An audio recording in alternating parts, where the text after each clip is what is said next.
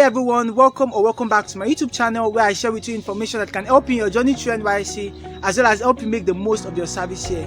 My name is Dada. I'm a corper currently serving in Niger State. In this video, I'm going to be sharing with you tips that will help you make maximum impact in your place of primary assignment and in the community where you have been called to serve.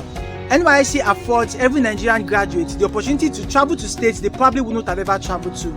It also gives the privilege of meeting new people with a different language, cultural background, tradition, and way of life. One of the purposes of NYSC is to harness the skill and training of every Nigerian graduate to positively impact their host community in different states across the nation. For you to make maximum impact in your place of primary assignment and the community where you have been called to serve, these 4 tips will immensely be of help to you. Tip number 1, get to know your host community. It is normal to complain about the inadequacies in your place of primary assignment and in the community where you have been called to serve. It may be as regards your community lacking basic social amenities or inadequacies relating to your place of primary assignment. Notwithstanding, you can change something about your host community. You can make a difference in your place of primary assignment.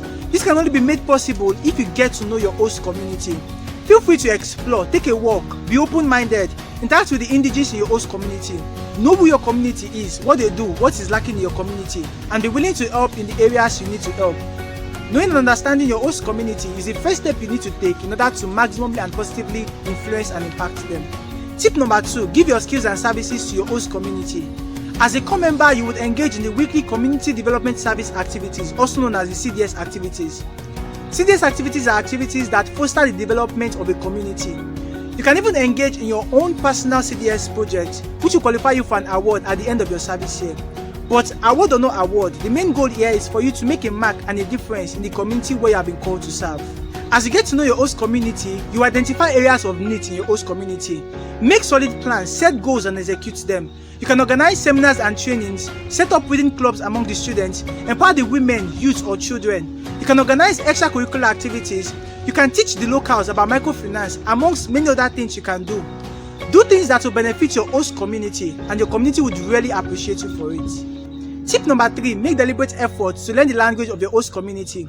This is very crucial in helping you impact the lives of those in the community where you serve. You can, but not have to learn the language to the point that you can understand and speak it fluently. Just being able to speak and understand a few phrases or expressions like good morning, good afternoon, good evening, how are you, see you next time, and courtesy words like thank you, I'm grateful, I appreciate you, you're welcome, can open doors to you impacting the lives of those in your community. Your being interested in learning their language has a powerful effect on them. Because you're interested in learning their language, they are equally interested in you, and this makes it possible for you to reach them and positively impact them. Finally, tip number 4, be a mentor to someone. This is certainly a more direct approach in positively impacting the life of someone at your place of primary assignment or in the community where you have been called to serve. As you go along in your service, you come across 1 or 2 persons that will be greatly influenced and challenged by your way of life. Be a model and become a mentor to such a person. Replicate yourself in them, pour yourself into them, train them, develop them, challenge them, motivate them, help them grow, and bring out the best in them. If you do this, you'll be leaving an indelible mark in the life of someone, and they will never forget you for it. So friends, those are the 4 tips you need to help you make maximum impact in the community where you have been called to serve. Number 1, get to know your host community. Number 2, give your skills and services to your host community. Number 3, make deliberate steps and efforts to learn the language of your host community. And number 4, become a mentor to someone. If you do this, you'll be fulfilling the purpose of NYSC and you'll be leaving an indelible mark in your place of primary assignment and in the state where you have been called to serve. I'd like to leave you with this question. What kind of legacy do you want to leave in the community where you are currently serving?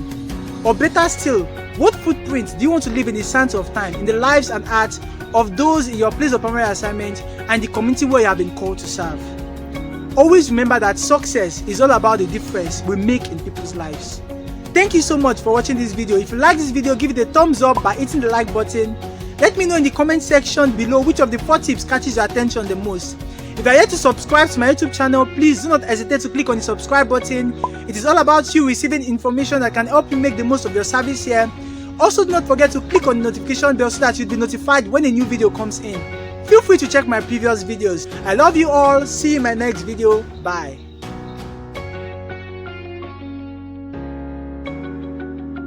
Sanu Baba Nakwana.